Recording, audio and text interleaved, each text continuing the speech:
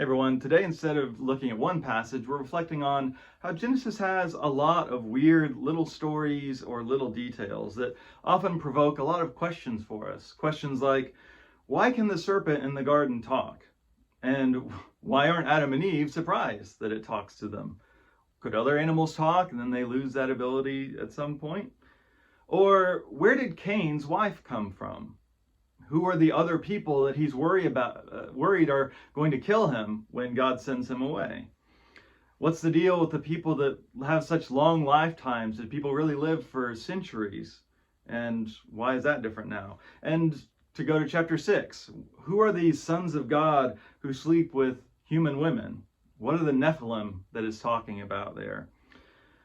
Well, instead of answering all those questions, let's start with asking whether those are the right kind of questions in the first place.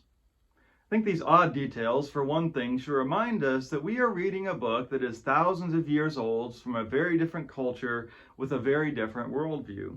This is not a modern American science book.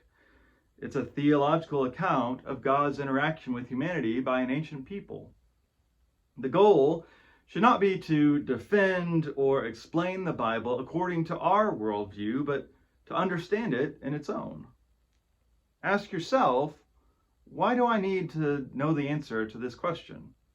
Look, I love wasting time on theological curiosities, and I'm happy to have any sort of conversation about any of those questions I mentioned earlier, but why?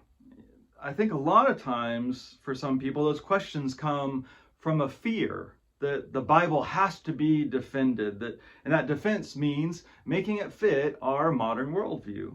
Right? If we don't have an airtight explanation for what was going on, the Bible is unreliable and worthless.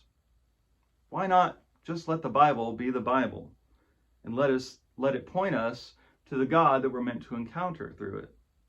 God is the subject. All those other things are just background details. We want Scripture to be trustworthy. I agree with that. But that trust comes not from having perfect answers to all of our questions. That trust comes from our own encounters with the loving and living Creator God that Genesis presents.